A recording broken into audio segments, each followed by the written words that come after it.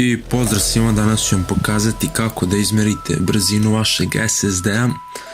Znači, odete u deskripciju i preuzmete file ovaj, to jest program s kojim se meri brzina SSD-a. Kada to uradite, otvorite taj folder što ste preuzeli i pokrenete ovaj AS/SSD benchmark. Kada ste ga otvorili, ovdje u gore u levom uglu vam piše C Patriot Burst, to meni sad piše, to znači to je vaš SSD. Ako nije, izaberete vaš, ako nije podrazumevno po defaultu, onda pre nego što kliknete na start, zatvorite sve programe otvorene, znači samo ovaj da je otvoren i onda možete da ga startujete. Znači kliknete start i evo sad krenulo da meri brzinu.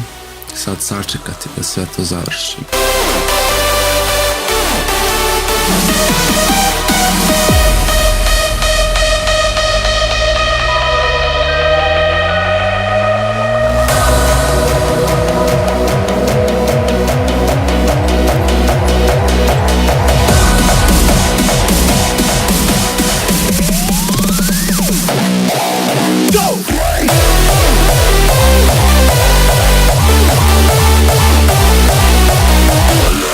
I evo, završio je.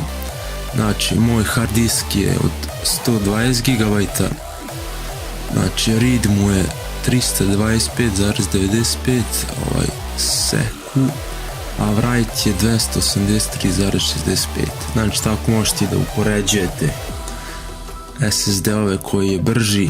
I evo, skor, valjda ovo ukupan 944. Znači, to je to što se tiče ovog tutoriala. Subscribe-ujte se na kanal, lajkujte video i ćao.